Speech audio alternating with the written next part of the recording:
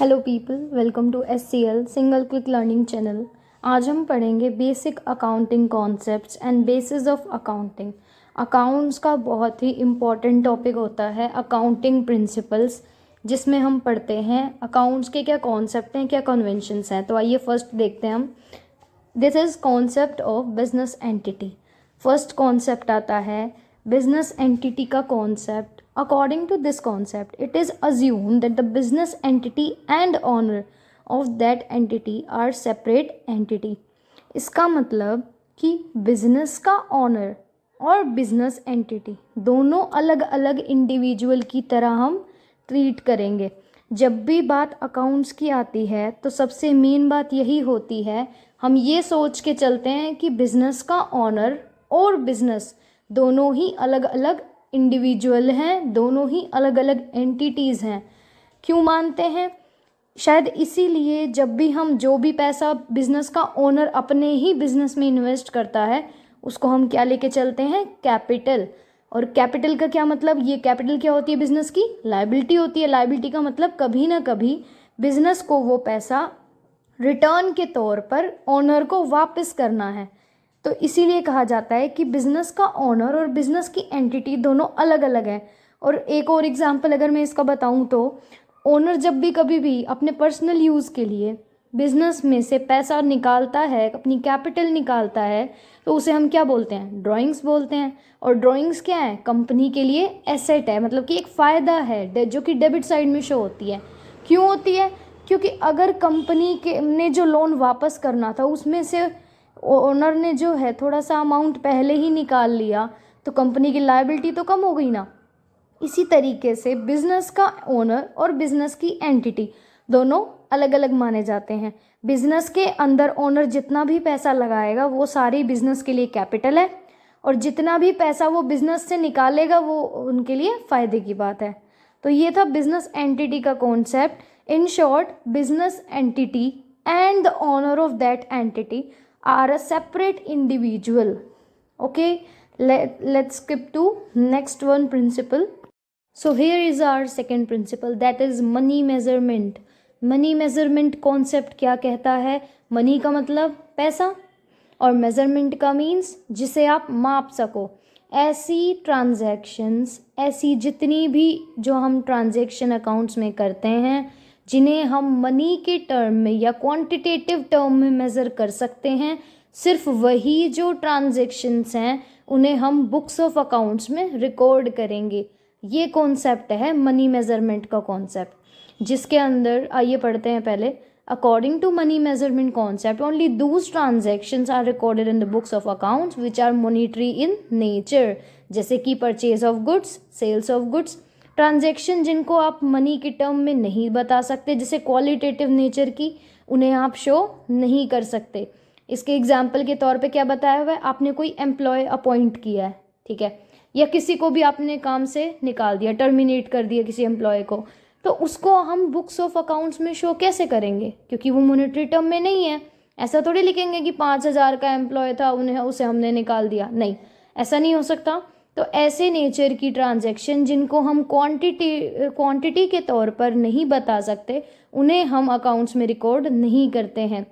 Books of accounts में सिर्फ वही ट्रांजैक्शन रिकॉर्ड की जाएंगी जो नेचर में फाइनेंशियल हो, मतलब कि जिसे पैसे की टर्म में हम बदल सकते हों। तो आइए पढ़ते हैं नेक्स्ट वन हमारा टॉपिक जो है गोइंग कंसर्न कॉन्सेप्ट। गोइंग का मतलब होता है जाना या जाते रहना। कंसर्न मीन्स जिसको भी हम कंसर्न में लेते हैं, मतलब कि कंसिडरेशन में लेते हैं। तो गोइंग कंसर्न का मतलब है, ये कॉन्सेप्ट अकाउंट्स का हमें बताता है कि जो बिजनेस एंटिटी है उसे हम क्या समझते हैं कि उसकी एक लॉन्ग लाइफ है। मतलब कि हमने पहले भी, अगर आपने BST में भी पढ़ा हो कंपनी के बारे में, जो कि हम क्या कहते हैं कि हम कंपनी को एज अ परपेचुअल सक्सेशन ही देखते हैं। मतलब कि हम ये मानते हैं कि कंपनी जो है वो चलती ही रहेगी काफ़ी टाइम तक। तो गोइंग कंसर्न कॉन्सेप्ट हमें ये बताता है कि बिजनेस एंटिटी जो है वो कॉन्टिन्यूएशन में अपने ऑपरेशंस को रन करेगी फ्यूचर तक, और वो क्या है, जल्दी सी बंद नहीं होगी फ्यूचर में। तो इस कॉन्सेप्ट के बेसिस पे हम अपने अकाउंट्स बनाते हैं। मतलब कि हम जब अपने अकाउंट्स बनाएं, बुक्स ऑफ अकाउंट्स किसी भी कंपनी के, तो हमें ये ध्यान में रखना है कि कंपनी जो है फ्यूचर में काफ़ी लंबे समय तक चलने वाली है। आइए एक बार पढ़ते हैं इसमें क्या लिखा हुआ है। Going concern concept states that a business entity will continue running its operation foreseeable future. It will not be dissolved or liquidated. Dissolved और liquidated का मतलब होता है कंपनी का बंद हो जाना, इसका दूसरा नाम भी है wind up of a company. तो किसी भी कंपनी का बंद होना until it is required by law, मतलब कि जब तक कानून के लिए ज़रूरी नहीं है, लॉ के अकॉर्डिंग ज़रूरत नहीं पड़ती है, तब तक वो कंपनी चलती रहेगी। In other words, we can say, according to going concern concept, if a business entity is capable to pay its daily expenses and capable to pay off the debts during accounting period, then it is not required to be dissolved.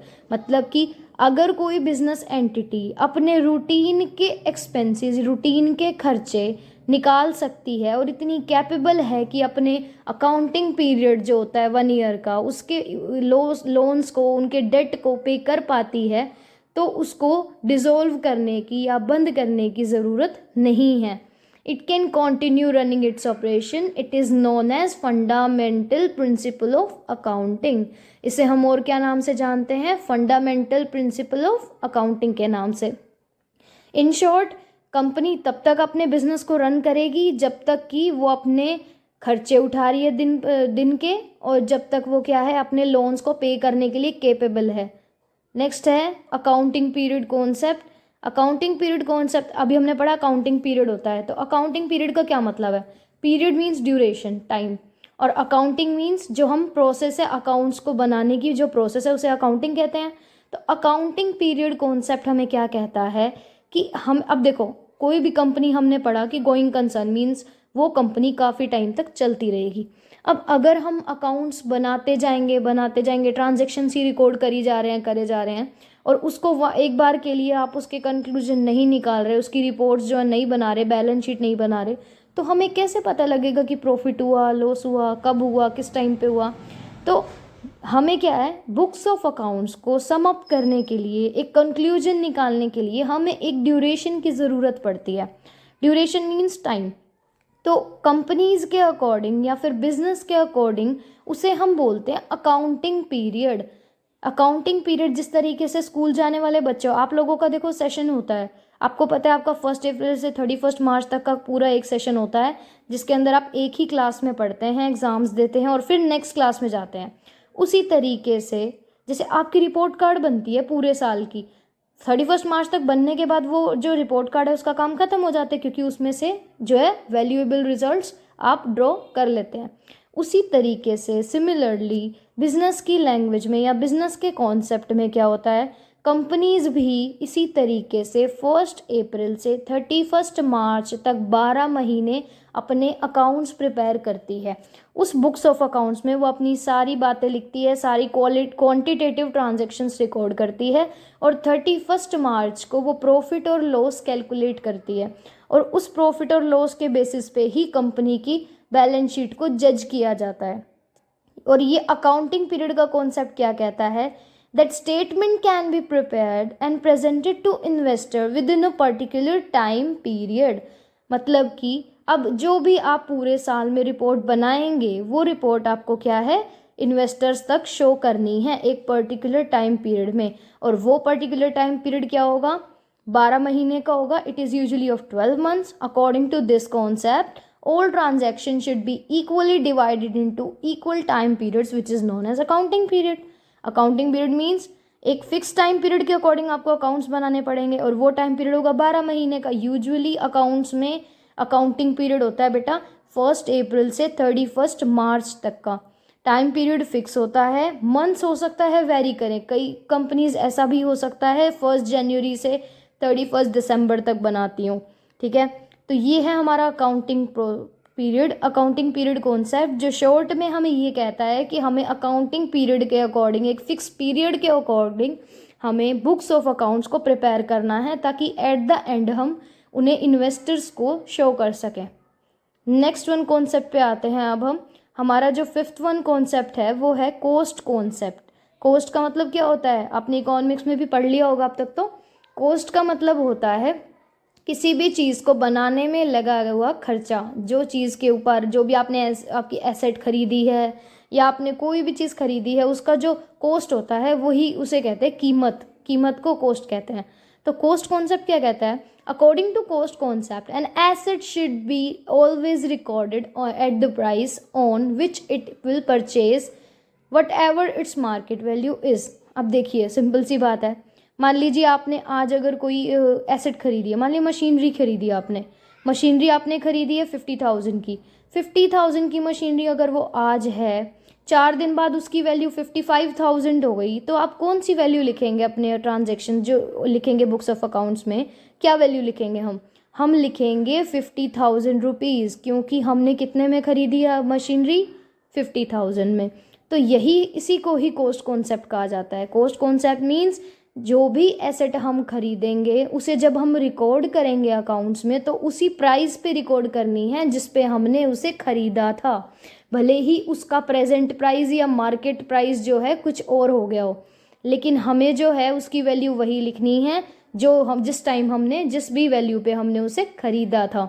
इसे हम historical coast concept भी कहते हैं। अगर हम दूसरे शब्दों में बात करें, whenever you will purchase an asset for business purpose, that then only that price will be recorded in the books of accounts on which you have purchased it।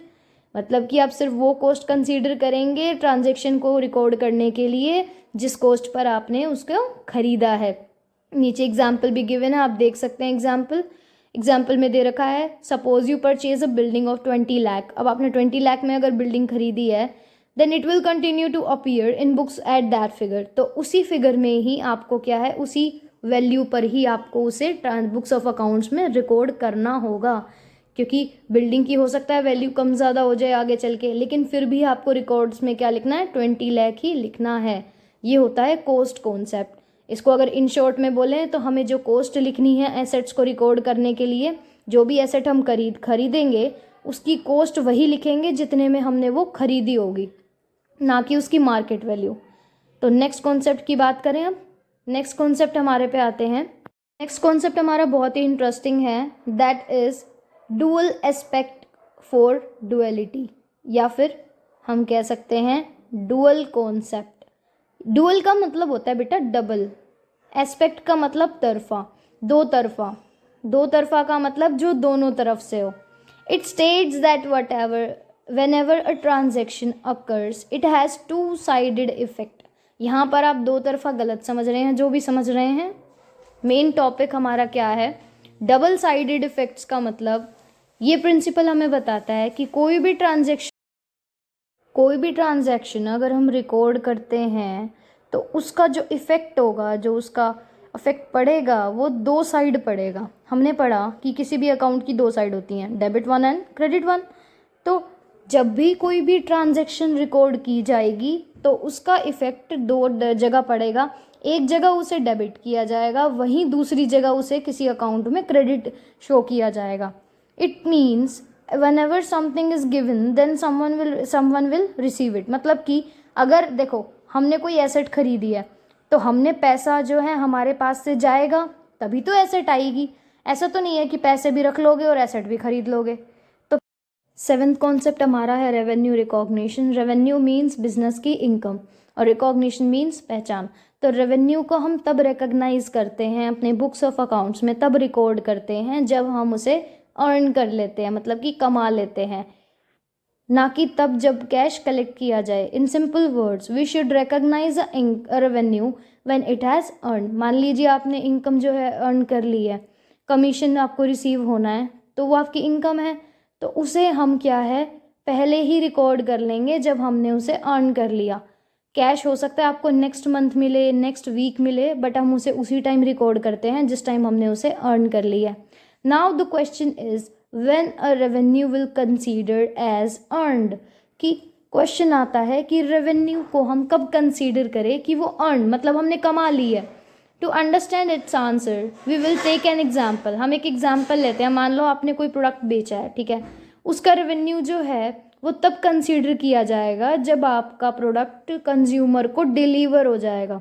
उस टाइम पे आप मान सकते हैं कि अब आपकी इनकम अर्न हो चुकी है उसे हम एज अ रिकॉर्ड क्या करेंगे, सेल्स रिकॉर्ड करते हैं, जो कि हमारे लिए इनकम होती है। आइए नेक्स्ट कॉन्सेप्ट पढ़ते हैं। Next is matching concept. Matching का मतलब मैच करना, मिलान करना या मेल करना, एक जैसा। तो मैचिंग कॉन्सेप्ट नाम की तरह ही है अपने। ये हमें कहता है कि हमें बहुत ज़रूरी होता है बुक्स ऑफ अकाउंट्स के केस में कि जितने भी एक्सपेंसेस हैं उन्हें क्या है, हम earn revenue during the accounting period against that revenue. मतलब कि जो भी खर्चा हम रेवेन्यू को अर्न करने के लिए करते हैं उस खर्चे को हम उसी पर्टिकुलर रेवेन्यू से ही जो है इनकर करें, मतलब कि चार्ज करें।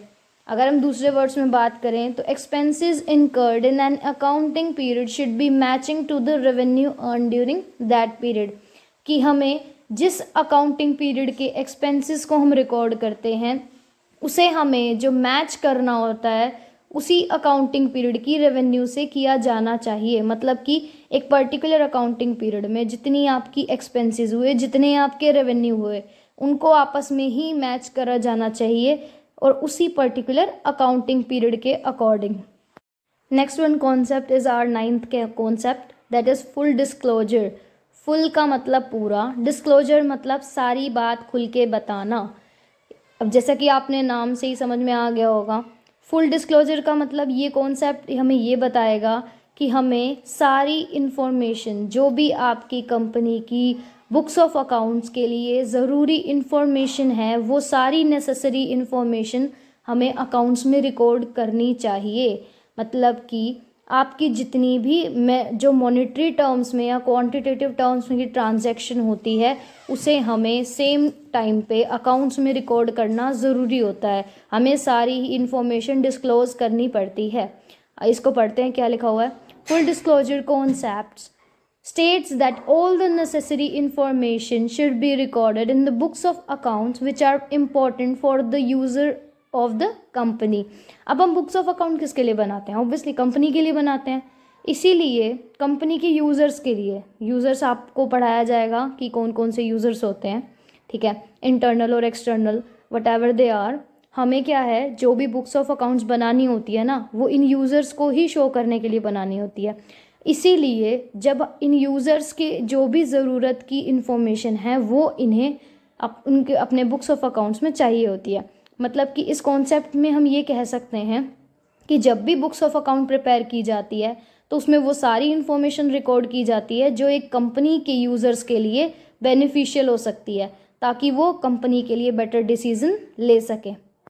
Coming to the next one concept, that is consistency concept. Consistency क्या होता है? कंसिस्टेंसी रखना या कंसिस्टेंट रहना। कंसिस्टेंसी मीन्स किसी भी काम में काम को बीच में ना छोड़ना, उसे क्या है, लगातार बनाए रखना, करते रहना। तो कंसिस्टेंसी कॉन्सेप्ट हमें ये बताएगा कि अकाउंटिंग जो है वो कोई 2-3 महीने करने वाला काम नहीं है कि आपका मन किया, आपने 2 महीने अकाउंट्स बनाए, उसके बाद 2 महीने बाद छोड़ दिया, कोई ट्रांजैक्शन रिकॉर्ड करनी भूल गए, या आपने कोई भी गलती कर दी, मन किया तो आपने छोड़ दिया कि छोड़ना क्या, बनानी है अकाउंट्स। ऐसा नहीं हो सकता। कंसिस्टेंसी कॉन्सेप्ट हमें ये सिखाता है कि हमें जो बुक्स ऑफ अकाउंट्स प्रिपेयर करनी होती है वो हमें थ्रू आउट द पीरियड हमें सेम बनानी होती है। मतलब कि आपको अपने बिजनेस में अकाउंटिंग मेथड्स और प्रिंसिपल्स जो भी आप अपनी बुक्स ऑफ अकाउंट रिकॉर्ड करने के लिए यूज़ कर रहे हैं उन मेथड्स को, उन प्रोसीजर्स को बिल्कुल ही एग्जैक्ट सेम रखना पड़ता है, क्योंकि बिजनेस के अंदर बहुत सारे अलग अलग कॉन्सेप्ट है। Cash basis, accrual basis, methods अलग अलग हैं रिकॉर्ड करने के, प्रिंसिपल्स अलग अलग हैं। तो ऐसे में आप जिस भी प्रिंसिपल के अकॉर्डिंग आप एक बार अकाउंटिंग पीरियड की शुरुआत में अकाउंट्स बनाने शुरू करते हैं तो उसी प्रोसीजर, उसी मेथड को या प्रिंसिपल को ध्यान में रखते हुए आपको पूरा साल बुक्स ऑफ अकाउंट्स को रिकॉर्ड करना पड़ता है। अदरवाइज़ आपके जो कंक्लूजन आएंगे, जो आपका प्रॉफिट या लॉस आपका निकलेगा वो क्या है, गलत हो सकता है। तो ये था हमारा कंसिस्टेंसी कॉन्सेप्ट। इसमें आइए पढ़ते हैं पहले। In other words we can say that it is necessary to maintain the same accounting method और price throughout the accounting period. तो इन शॉर्ट हमें अपना मेथड, प्रोसीजर और प्रिंसिपल पूरे अकाउंटिंग पीरियड तक, जब तक हम अकाउंट्स बनाएंगे, सपोज 1 अप्रैल टू 31 मार्च, हमें बिल्कुल सेम मेथड से अपनी सारे ट्रांजेक्शन्स को रिकॉर्ड करना है ताकि हम प्रॉफिट और लॉस को लास्ट में कैलकुलेट कर पाएँ। Our 11th concept is conservatism concept. Conservatism का मतलब होता है पुरानी रूढ़िवादी सोच। तो पुराना कॉन्सेप्ट हमें क्या बताता है? Conservatism concept states that an accountant should record an asset and revenue at its lowest. इसकी सिंपल सी बात बताऊं तो कंजर्वेटिज्म कॉन्सेप्ट कहता है अपने खर्चों को और अपने लॉसेस को ज़्यादा करके दिखाओ, और अपनी जो आगे आने वाली या एक्सपेक्टेड तुम्हारी रिटर्न है या कोई प्रॉफिट है, एसेट है, उसे तुम क्या करो, लोवेस्ट रेट पे दिखाओ। क्यों? देखो, अगर हो सकता है जो आपने एंटिसिपेटेड आपके लॉसेस है कि फ्यूचर में लॉस होगा, वो हो सकता है हो जाए या ना भी हो, तो उसके चांसेस जो है ना हम येस में ज़्यादा लेके चलते हैं। क्यों?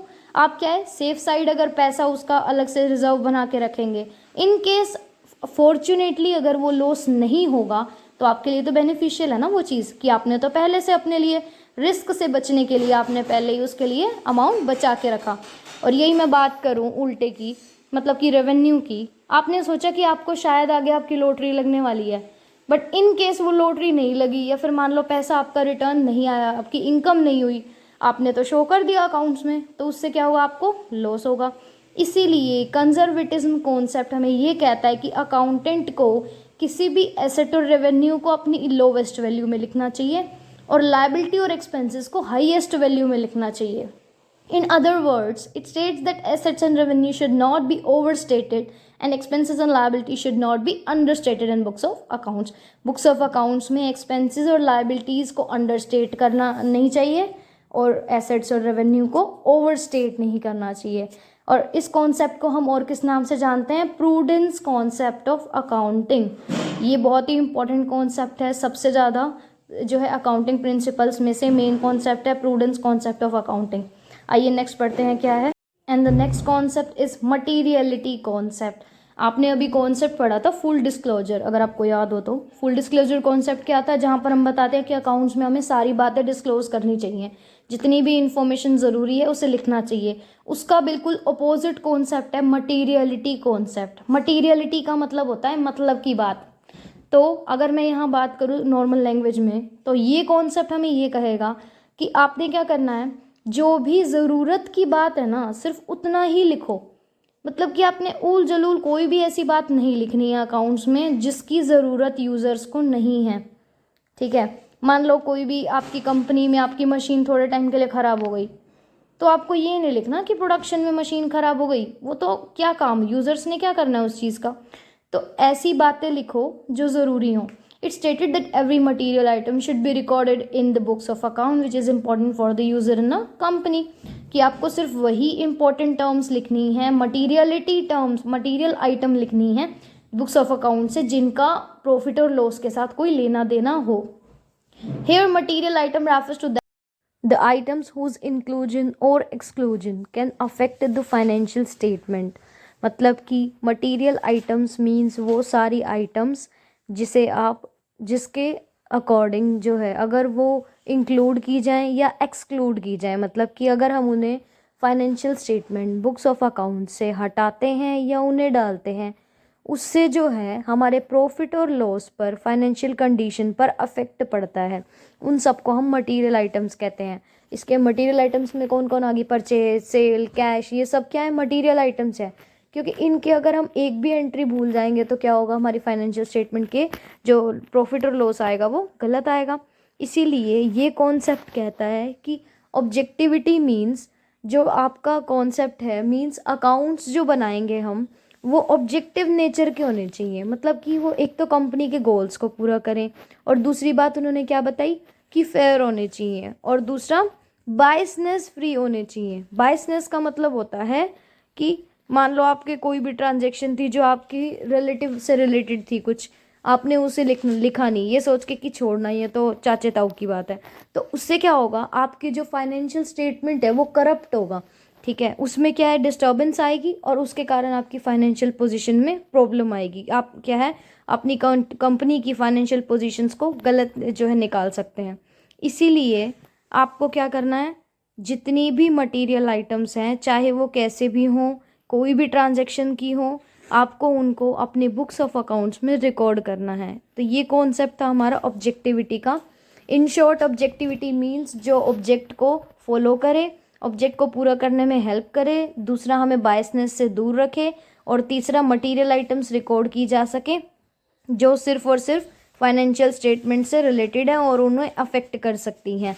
अब इससे फ़ायदा क्या होगा? इससे फ़ायदा ये होगा कि जो कंपनी में फाइनेंशियल स्टेटमेंट, जिस मोटिव से फाइनेंशियल स्टेटमेंट्स को प्रिपेयर किया जाता है, वो मेन मोटिव होता है कंपनी की मैनेजमेंट में जो हिस्सेदारी है, पार्टिसिपेशन है, वो क्या है, बेटर किया जा सके।